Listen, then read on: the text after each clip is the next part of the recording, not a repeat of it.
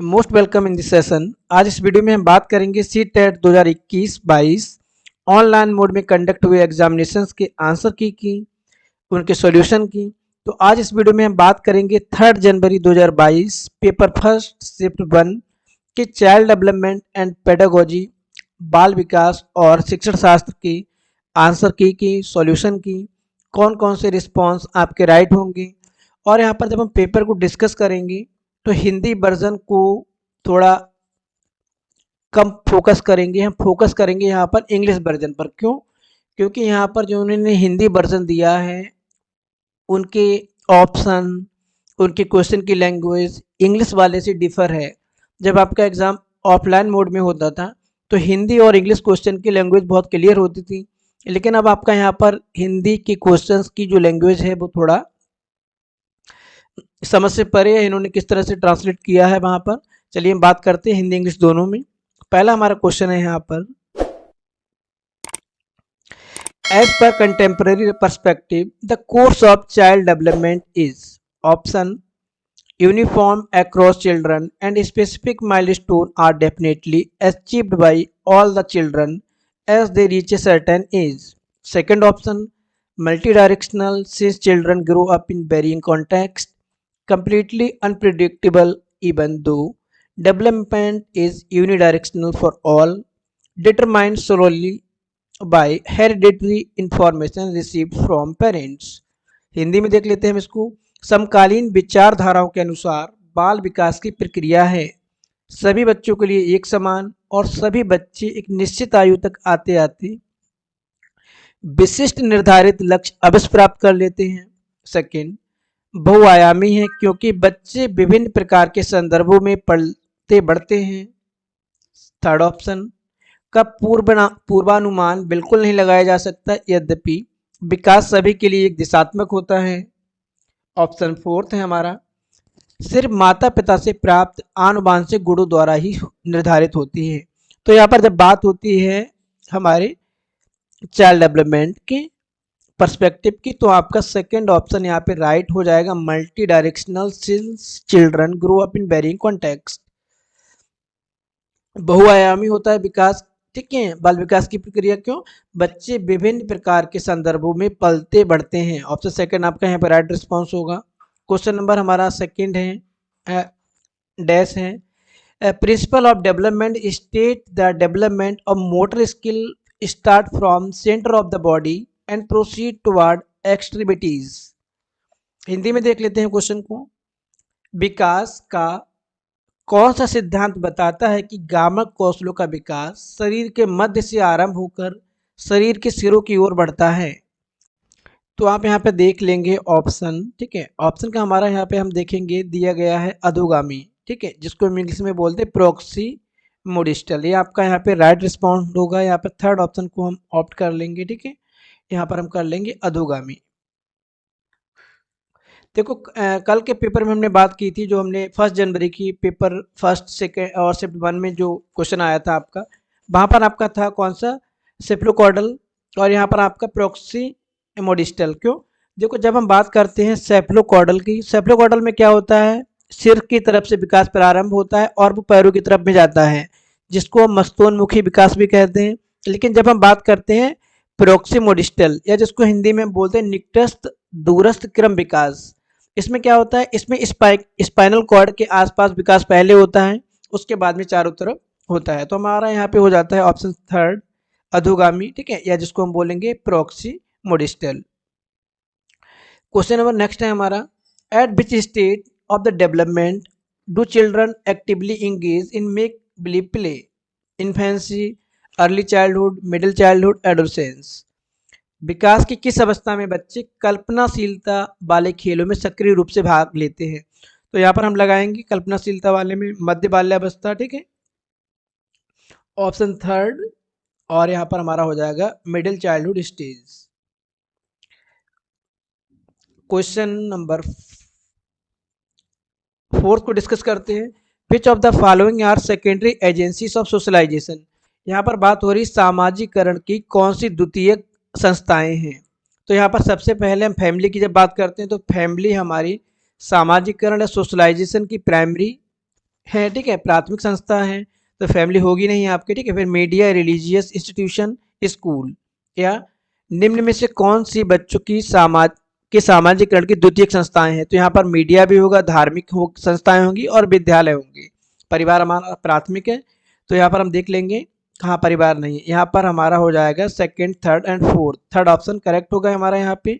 और आप यहाँ पे हिंदी में देखेंगे, अब थर्ड ऑप्शन क्या दिया है, देखो पहला, तीसरा, चौथा।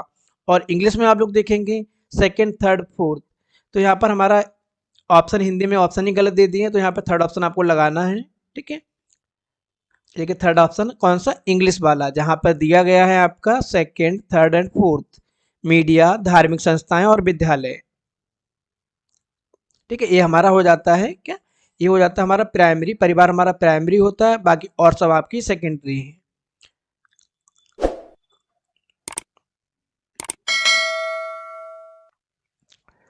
क्वेश्चन नंबर नेक्स्ट की हम बात करते हैं, क्वेश्चन नंबर 5 है हमारा।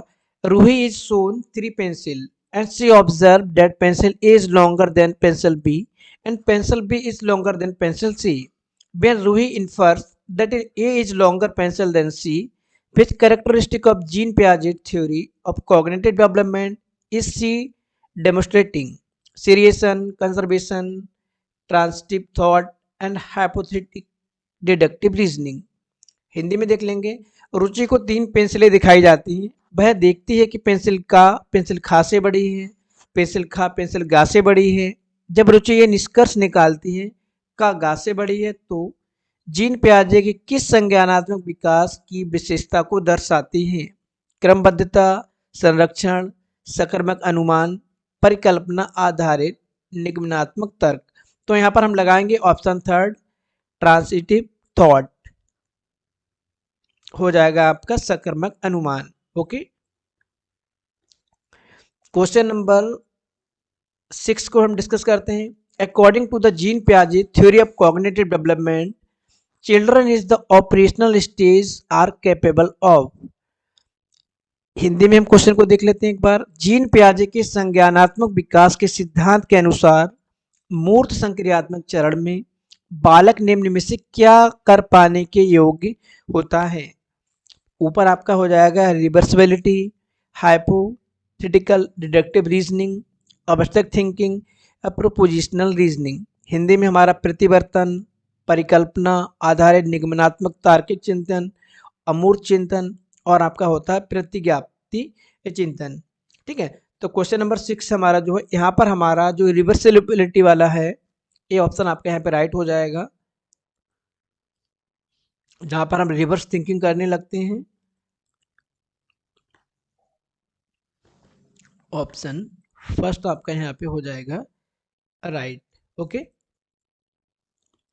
जो हमारा जो कॉन्क्रीट ऑपरेशनल स्टेज होता है, ठीक है, यहाँ पर क्या होता है, यहाँ पर बच्चे कंजर्वेशन, संरक्षण, क्लासिफिकेशन, वर्गीकरण, सीरिएशन, क्रमबद्धता, डिसेंट्रेशन, विकेंद्रण, और जो आपका है कौन सा लास्ट यहाँ पे, जिसको बोलते हैं रिवर्सिबिलिटी या रूपांतरण, ठीक है, या रूपांतरण प्रतिवर्तन, या यहाँ पर जो दिया गया है इसको हम बोल सकते हैं प्रतिवर्तन।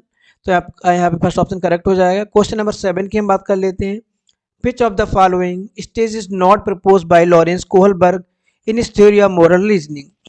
जो कोहलबर्ग की थ्योरी दी गई है उनमें से कौन सी यहाँ पे ऑप्शन नहीं है? कौन सा चरण लॉरेंस कोहलबर्ग द्वारा नैतिक विकास के सिद्धांत में शामिल नहीं है? तो आपको मालूम है सबको, conventional, pre conventional, post conventional. यहाँ पर जो दिया गया है अनकन्वेंशनल, ये नहीं है, वहाँ पे ऑप्शन सेकेंड आपका राइट हो जाएगा, ठीक है। क्वेश्चन नंबर नेक्स्ट हमारा है 8। A teacher want to design the teaching learning process in her classroom on Lev Vygotsky's social constructivism principle, which of the following she avoid. Hindi में, एक अध्यापिका अपनी कक्षा के लिए लेव वाइगोस्की के सामाजिक संरचनावादी सिद्धांतों पर आधारित शिक्षण अधिगम प्रक्रिया तैयार करना चाहती हैं, तो किसके प्रयोग से बचना चाहिए? ऑप्शन देख लेते हैं। Designing teaching learning experiences based in social context, second आपका हो जाएगा यहाँ पर closely observing the student attempt of learning, use of formal standardised test to assess learning, providing scaffolding when needed. Hindi में देखते हैं। सामाजिक संदर्भों पर आधारित शिक्षण अधिगम की अभिकल्पना करना, विद्यार्थियों के अधिगम प्रयासों का गहन अवलोकन करना, अधिगम के आकलन के लिए मानकीकृत परीक्षाओं का इस्तेमाल करना, आवश्यकता के अनुसार पाठ का प्रयोग करना। ठीक है, तो हमारा जो क्वेश्चन नंबर 8 है यहाँ पर, ठीक है, यहाँ पर हमारा ऑप्शन जो ये थर्ड है इससे बचना होगा। ठीक है, जो हमारे स्टैंडर्डाइज टूल होते हैं, स्टैंडर्डाइज टेस्ट होते हैं, इनका प्रयोग हमको नहीं करना है। ठीक है, यहाँ पर क्या है, designing teaching learning experiences basic social contact, बच्चों के सामने जो हम बच्चों को इन्वॉल्व करेंगे तो क्या सामाजिक संदर्भों पर आधारित होगी, तो बच्चे हमारे टीचिंग लर्निंग प्रोसेस में सामाजिक संरचनावादी सिद्धांत पर आधारित रहेंगी। और दूसरा क्या है यहाँ पर, अधिक विद्यार्थियों की अधिगम के प्रयासों का डीपली ऑब्जर्वेशन करना, कहाँ पे गलती हो रही है, गलती हो रही है तो कैसे उनको दूर करेंगे, उनकी बात हो जाती है। और ज़रूरत पड़ने पर उनको हेल्प प्रोवाइड करना, सपोर्ट प्रोवाइड करना। क्वेश्चन नंबर 9 हमारा, to facilitate students learning which of the following is suggested by Lev Vygotsky's in his theory of social constructivism, peer collaboration, non-interference of cultural tool, focus on rote memorization, decontextualized curriculum। ये तीनों आपके होंगे नहीं, हो जाएगा आपका peer collaboration. ठीक है, हिंदी में देख लेते हैं। ले बाइगोस्की ने अपने सामाजिक संरचनावाद सिद्धांत में निम्न में से किसे विद्यार्थियों में अधिगम को सुसाध्य करने हेतु उपयुक्त बताया है, तो कौन सा बताया, सहकर्मी सहयोगिता, एक कोलोबरेटिव लर्निंग या कोऑपरेटिव लर्निंग। क्वेश्चन नंबर हमारा 10 है, a teacher in a progressive classroom should believe date, एक प्रगतिशील कक्षा में, ठीक है, एक प्रगतिशील कक्षा के बारे में एक अध्यापिका का क्या विश्वास होना चाहिए। यहाँ पर हो जाएगा, class should be always in strict and control, only teacher should dictate instruction, ये नहीं होगा आपका। ठीक है, प्रगतिशील क्लास में हम बच्चों की भूमिकाओं को स्थान देंगे। Learning takes place only in classroom, ये भी आपका गलत है। ठीक है, learner brings a rich variety of experiences with them in the classroom, तो हमारा यहाँ पर क्वेश्चन नंबर 10 का ऑप्शन थर्ड हो जाएगा, राइट। ठीक है, फोर्थ आपका, learner learn most meaningfully only through delivery practice, ये भी आपका गलत हो जाएगा। यहाँ पर हिंदी में देख लेते हैं, कक्षा हमेशा कठोर नियंत्रण में रहे और सिर्फ अध्यापक के निर्देशन में, ऐसा नहीं होगा। ठीक है, अगला, अधिगम केवल कक्षा में ही होता है, ये भी गलत है आपका। कक्षा में विद्यार्थियों के साथ विविध प्रकार के समृद्ध अनुभव लाते हैं, ऑप्शन थर्ड आपका यहाँ पे राइट हो जाएगा। क्वेश्चन नंबर 11 की हम बात करते हैं, which of the following theories dismissed that intelligence is unitary and propose that there exist several distinct independent intelligence, किस मनोवैज्ञानिक ने या किस विचारक ने इस बात को नकारा है कि बुद्धि एकल इकाई है और कई पृथक स्वतंत्र बुद्धि का सिद्धांत का प्रतिपादन किया है। एक किया आपका हार्वर्ड गार्डनर ने, जिन्होंने, ठीक है, थ्योरी ऑफ मल्टीपल इंटेलिजेंस दिया है, हार्वर्ड गार्डनर आपका राइट रिस्पॉन्ड हो जाएगा यहाँ पे। इसके बाद आ जाइए क्वेश्चन नंबर 11 में 12 पे, Rohan's response on receiving toy doll बाज, I don't like this toy because boys do not play with them the doll. This example of, यहाँ पर एक खिलौने के रूप में गुड़िया मिलने पर रोहन की प्रतिक्रिया थी, मुझे ये खिलौना पसंद नहीं, क्यों, क्योंकि लड़के गुड़ियों से नहीं खेलते हैं। तो एग्जाम्पल है आपका जेंडर स्टीरियोटाइप का, ऑप्शन थर्ड आपका यहाँ पे राइट रिस्पॉन्स होगा। और यहाँ पर हम डालेंगे जेंडर रूढ़िवादिता, ऑप्शन थर्ड। क्वेश्चन नंबर 13 की हम बात कर लेते हैं, a teacher facilitate and support her students to work on multiple draft for an essay over a period of 1 month if she consider all the draft of each student as well as process of working on the same, what kind of assessment is she using, summative, norm, reference, formative, standardized। Hindi में देख लेते हैं एक बार, एक शिक्षक 1 महीने की अवधि के अंतराल में विद्यार्थियों को निबंध लेखन के लिए कई ड्राफ्ट लिखने के लिए सहयोग देता है, यदि शिक्षक प्रत्येक विद्यार्थी के सभी ड्राफ्ट को ध्यान में रखता है और उन सभी ड्राफ्ट पर काम करने की प्रक्रिया को भी मान्यता देता है, तो इस प्रकार के मूल्यांकन को कहेंगे, देखो इस प्रकार के मूल्यांकन को हम लोग कहेंगे फॉर्मेटिव, रचनात्मक मूल्यांकन, ऑप्शन थर्ड यहाँ पे करेक्ट हो जाएगा। फॉर्मेटिव क्यों? क्योंकि यहाँ पर बात हो रही है टीचर 1 महीने के अंतराल पर विद्यार्थियों को निबंध लिखने के लिए ड्राफ्ट में सहयोग देता है, मतलब वो उनकी प्रोसेस में इन्वॉल्व है, उस प्रोसेस को इवेल्युएट भी कर रहा है, उनको ऑब्जर्व भी कर रहा है, और जहाँ पर उनको नीड हो रही है, जहाँ पर उनको प्रॉब्लम हो रही है, वहाँ पे सपोर्ट भी कर रहे हैं, तो आपका यहाँ पर होता है फॉर्मेटिव। अगर वो निबंध लिखने को दे देते हैं और लास्ट टाइम में सीधे जाके निबंध को चेक करने लगती है, तो वो आपका समेटिव हो जाता है। बीच में उस प्रोसेस में अगर वो इन्वॉल्व नहीं होते। क्वेश्चन नंबर 14 की हम बात करते हैं। In a multilingualism classroom a teacher should, एक बहुभाषी कक्षा में अध्यापक को क्या करना चाहिए? ठीक है, एक बहुभाषी शिक्षक को पहला discourage the use of native language for communication, ये गलत है आपका। ठीक है, सेकेंड आपका recognise only predominant language that is used by majority students, ये भी आपका गलत है यहाँ पर। ठीक है, थर्ड आप create awareness about diversity of language and allow their use as per students preference, आपका यहाँ पर होगा right response option third, create awareness about diversity of language and allow their uses as per students preference, option fourth आपका discourage तो करना ही नहीं होता हमको। ठीक है, तो ये भी आपका अपने आप में हो जाएगा। हिंदी में देख लेते हैं हम। एक बहुभाषी कक्षा में शिक्षक को वार्तालाप के लिए मातृभाषा के प्रयोग को निरुत्साहित करना, गलत। ठीक है, यहाँ पे हम मोटिवेट करेंगे बच्चा अपनी मदर टंग में पढ़े, ऑप्शन सेकंड। ज़्यादातर विद्यार्थियों द्वारा बोली जाने वाली बोली को प्रमुख भाषा को ही स्वीकार करना, ये भी नहीं होगा। ठीक है, क्यों? क्योंकि यहाँ पर हम जो डाइवर्स बैकग्राउंड के बच्चे आते हैं, जो अदर लैंग्वेज के बच्चे होते हैं, इनको भी हम प्रॉपर इन्वॉल्व करेंगे, उनको भी प्लेस देंगे वहाँ पे।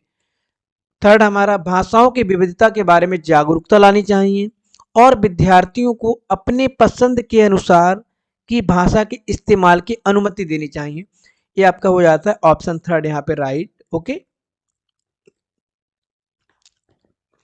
क्वेश्चन नंबर 15 की हम बात कर लेते हैं। As per national education policy 2020 education must, राष्ट्रीय शिक्षा नीति 2020 के अनुसार शिक्षा होनी चाहिए be focused only on predetermined content, नहीं है आपका ये ऑप्शन। ठीक है, फोकस ऑन प्रॉब्लम सॉल्विंग सही है आपका second. Third option develop critical thinking among learner, ये भी आपका ठीक है। Fourth be inquiry driven and discovery oriented, ये भी आपका ऑप्शन ठीक है। तो हम यहाँ पे देखेंगे दूसरा तीसरा चौथा, दूसरा तीसरा चौथा आपका यहाँ पे राइट रिस्पॉन्स हो जाएगा पहला। ठीक है, अब यही क्वेश्चन आप देखेंगे हिंदी में गलत दिए ऑप्शन, इन्होंने क्या दिए देखिए।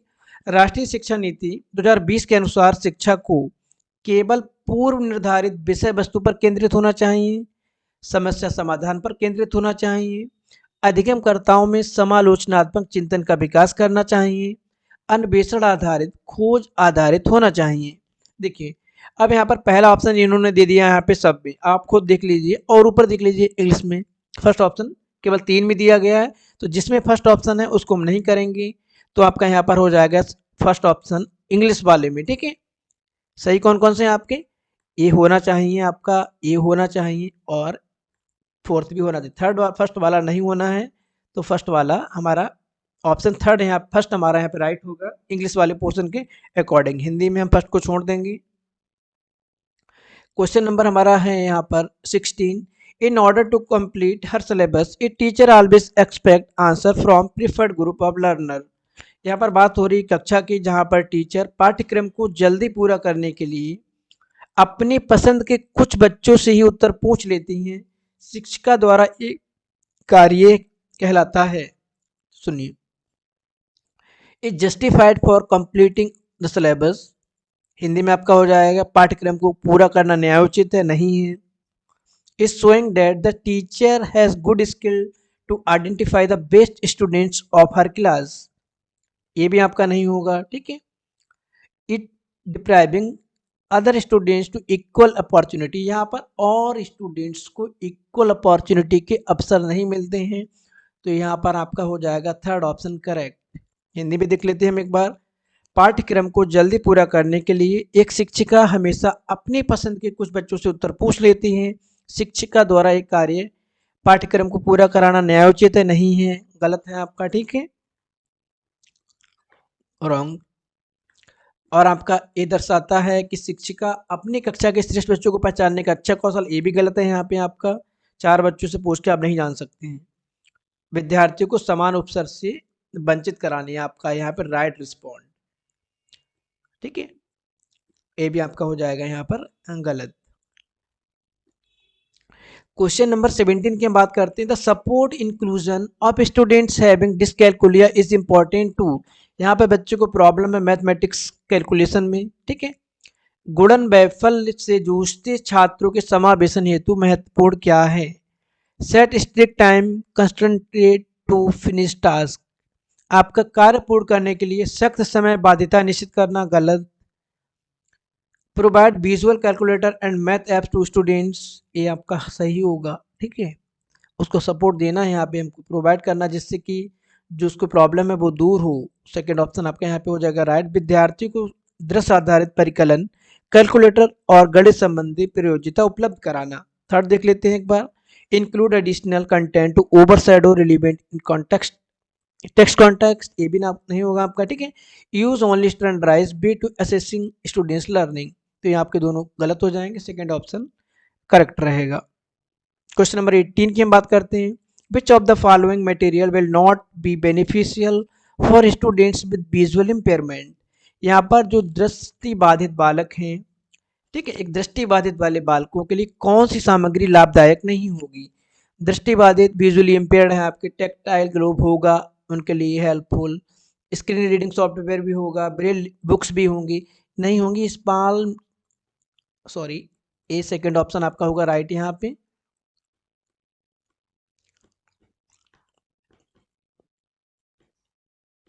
स्मॉल विद बुक्स, बाकी तीनों आपको हेल्प करेंगे, tactile globe, screen reading software, Braille books.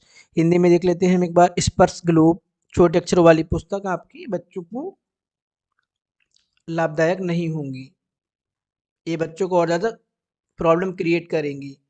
ठीक है, क्यों? क्योंकि बच्चे वैसे भी आपके विजुअली इम्पेयर्ड हैं और छोटे अक्षर वाली पुस्तकें उनको पढ़ने में प्रॉब्लम होगी। क्वेश्चन नंबर हमारा है यहाँ पर 19, कथन कारण वाला है। In a language classroom teacher should provide audio books along with text material. Reason है multiple option of representation, cater to need diverse learner such as those with reading related disorder. Hindi में देख लेते हैं हम एक बार इसको। भाषा शिक्षण के दौरान एक अध्यापिका को लिखित सामग्री के साथ साथ श्रवण पुस्तकें भी उपलब्ध करानी चाहिए।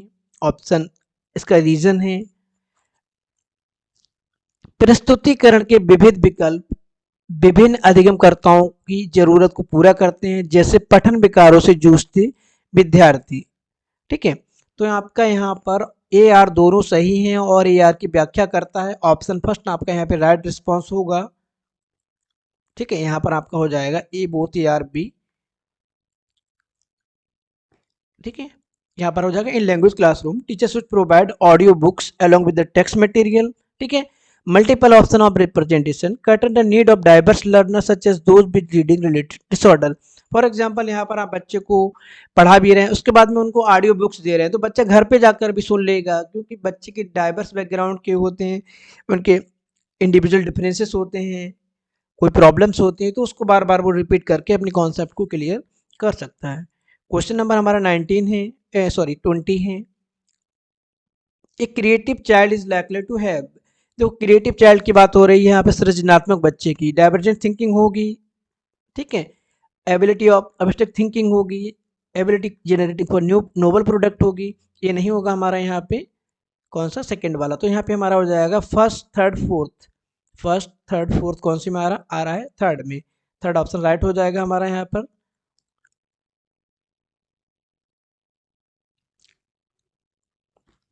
ठीक है, अब सारे चिंतन होता है सृजनात्मक बालक में, अमूर्त चिंतन की योग्यता होती है, नवीन आमुख उत्पादन की भी योग्यता होती है। क्वेश्चन नंबर हमारा फिर से कथन कारक का है। Teacher should employ multiple way of assessment in classroom, children success and failure in classroom can not be accurately and adequately determined only by a paper pencil test. Hindi में देखते हैं इसको हम। कक्षा में मूल्यांकन के लिए शिक्षक को विविध विधियों का प्रयोग करना चाहिए। एक कक्षा में बच्चे की सफलता असफलता को केवल पेपर पेंसिल परीक्षा के द्वारा सही और पूर्ण रूप से नहीं किया जा सकता है, निर्धारित नहीं किया जा सकता। तो आपका ये यार दोनों हो जाएंगे यहाँ पे फर्स्ट। ठीक है, ऊपर आप आ जाएंगे यहाँ पर बहुत ही यार। क्यों, देखो हम बात करते हैं यहाँ पर जो इन्होंने दिया है, क्या दिया है देखिए, एक कक्षा में मूल्यांकन के लिए विविध विधियों का प्रयोग करना चाहिए। क्यों, फॉर एग्जाम्पल अगर हम पेपर पेंसिल की ही बात करेंगे तो पेपर पेंसिल के थ्रू हम हर बच्चे को एक्यूरेट और प्रॉपर वे में नहीं कर पाएंगे एवेल्यूएट, क्योंकि यहाँ पर हम वेरियस टाइप्स की टूल्स टेक्निक यूज़ करेंगे जिससे कि हम बच्चों को प्रॉपरली एवेल्यूएट कर पाएँ। क्वेश्चन नंबर हमारा आ जाएगा 22। To teach a concept, a teacher is giving multiple examples and subsequently ask students to form a rule considering the information gathered through those examples. Which of the following approach is being used here for concept formation among the children? Question number 1. Sorry, option number 1 deductive, inductive, imitative और competitive। Hindi में देख लेते हैं। किसी संप्रदाय को पढ़ने के लिए एक अध्यापिका विभिन्न उदाहरण प्रस्तुत करती है और उसके बाद विद्यार्थियों को उन उदाहरणों द्वारा एकत्रित जानकारी के आधार पर नियम निर्धारित करने को कहते हैं। इस क्रिया में या प्रक्रिया में अध्यापिका किस अधिगम का इस्तेमाल करती है? ठीक है, तो यहाँ पर करेगी आगमन की। ठीक है, जिसको हम बोलेंगे इंडक्टिव। ऑप्शन फर्स्ट आपका हो जाएगा राइट। जब हम उदाहरण से, ठीक है, उदाहरण से हम कहाँ जाते हैं? नियम की तरफ, तो आपका हो जाता है आगमन। ऑप्शन सेकंड आपका हो जाएगा यहाँ पे। क्वेश्चन नंबर हमारा 23। To gain cooperation of students in classroom management a teacher should. कक्षा नियमन में विद्यार्थी की सहकारिता हेतु एक अध्यापक को क्या करना चाहिए? देखते हैं। Establish strict and rigid classroom herself rules herself, ये नहीं होगा। ठीक है, गलत है आपका ये। Frequently complain to parents about students misbehaviour, ये भी नहीं होगा यहाँ पे। ठीक है, अगला है आपका reprimand the students for not following the rules और establish norm and rules for classroom in collaborative learning student, ये हो जाएगा आपका फोर्थ ऑप्शन राइट। ठीक है,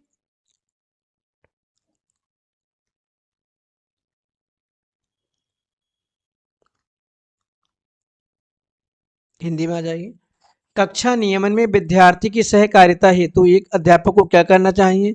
स्वयं ही कठोर और अटल नियमों को निर्धारण करना नहीं करना है। ठीक है, विद्यार्थियों के दुर्व्यवहार के बारे में अध्यापकों से बार बार शिकायत करना, ये भी नहीं करना है। मापदंडों का पालन न करने पर विद्यार्थियों की भर्त्सना करना, ये भी नहीं करना है। मानदंडों और नियमों को स्थापित करते समय विद्यार्थियों की सहभागिता बढ़ानी चाहिए। ऑप्शन फोर्थ आपका यहाँ पे राइट होगा। ओके, क्वेश्चन नंबर हमारा आ जाइए 24 पे। Choose the option correctly represent context in which learning takes place in children. Hindi में देखते हैं जरा। क्वेश्चन हमारा, वह विकल्प चुनिए जो उक्त संदर्भ का सही चुनाव करता है जिनमें बच्चों के लिए अधिगम हो पाता है। अधिगम हो पाता है आपका games and play, home, school, classroom.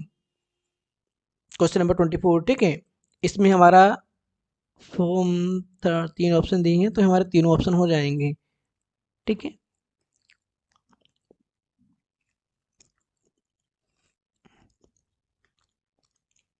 Hindi में है हमारा खेलकूद, घर, कक्षा कक्ष। यहाँ पे 1 2 3 हम तीनों को कर देंगे। नेक्स्ट क्वेश्चन हमारा है 25।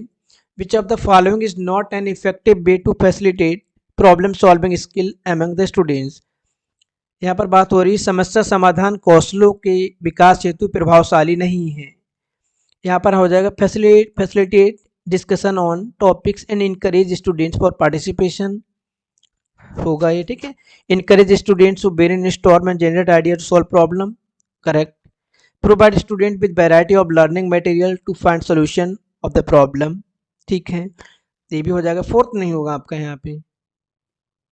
ठीक है, 24 ये आपका नहीं होगा यहाँ पे। हिंदी में हम देख लेते हैं एक बार क्वेश्चन को। मुद्दों पर चर्चा को सुसाध्य करना और छात्रों को चर्चा में भाग लेने के लिए प्रोत्साहित करना सही है। समस्या को हल करने के लिए छात्रों को विचार मंथन और विचार उत्पन्न करने के लिए प्रोत्साहित करना सही है। समस्या का समाधान खोजने के लिए छात्रों को विविध प्रकार की शिक्षण सामग्री प्रदान करना सही है। फोर्थ आपका हो जाएगा, ये क्या है, प्री डिटरमाइन, कुछ चरण पहले से निश्चित नहीं होते, ये तो प्रॉब्लम के ऊपर बेस्ड होगा, डिपेंड करेगा किस तरह के हमको प्रोसेस को इन्वॉल्व करना है। Question number 26, which of the following characteristic of construct based classroom, संरचनावादी क्लासरूम की विशेषता क्या है। Learner are passive in the process of learning, गलत। Maximum emphasis is given on rote memorisation of text book, गलत है आपका। Asking of question by children is not encourage in classroom, ये भी गलत है। फोर्थ ऑप्शन आपका होगा राइट। यहाँ पे the previous experiences of children are used for construction of new knowledge in the classroom, ठीक है, ये आपका हो जाएगा यहाँ पे राइट। हिंदी में देख लेते हैं, अधिगम प्रक्रिया में अधिगमकर्ता निष्क्रिय होते हैं, गलत, ठीक है। पाठ्य पुस्तक को यंत्रवत याद करने के लिए महत्वपूर्ण नहीं दिया जाता है। कक्षा में बच्चों को प्रश्न को पूछने के लिए प्रोत्साहित नहीं किया जाता है। कक्षा में बच्चों के पिछले अनुभवों का उपयोग कर नए ज्ञान की रचना के लिए प्रयोग किया जाता है। ऑप्शन फोर्थ आपका राइट होगा यहाँ पे, ठीक है। क्वेश्चन नंबर 27 में हम आ जाते हैं, which of the following belief a teacher is detrimental of students learning, Hindi में देख लेते हैं, कौन सी विचारधारा बच्चों के अधिगम में अवरोधक है। Error are a part of process of learning है, जब हम किसी लर्निंग प्रोसेस में रहते हैं, अधिगम प्रक्रिया में रहते, गलतियां होती हैं। Making error is a shameful act for learner, ये आपका हो जाएगा यहाँ पे right response. Error provide insight into the gaps the conceptual understanding of the learner, जब हम गलतियां करते हैं, ठीक है, तो हम सीखते हैं उनसे। Learner must be given space to make error without fear of being reprimanded, Hindi में देख लेते हैं। यहाँ पर देखो, त्रुटियां अधिगम प्रक्रिया का हिस्सा है, सही है आपका। अधिगमकर्ताओं के लिए त्रुटियां करना लज्जाजनक कार्य है, बिल्कुल नहीं है। हम जब काम करेंगे, लर्निंग करेंगे, गलतियां होंगी हमसे। त्रुटियां अधिगमकर्ता की संकल्पनात्मक समझ में अंतरालों की जानकारी देती है, सही है। अधिगमकर्ताओं को डांट के भय के बिना त्रुटियां करने का मौका मिलना चाहिए, बिल्कुल मिलना चाहिए। क्यों? क्योंकि जब लर्निंग फेज में होते हैं तो गलतियां करेंगे, उसके बाद ही सीखेंगे। Question number 28, which of the following is example of extrinsic motivation, बाहरी अभिप्रेरणा की बात हो रही है, ठीक है।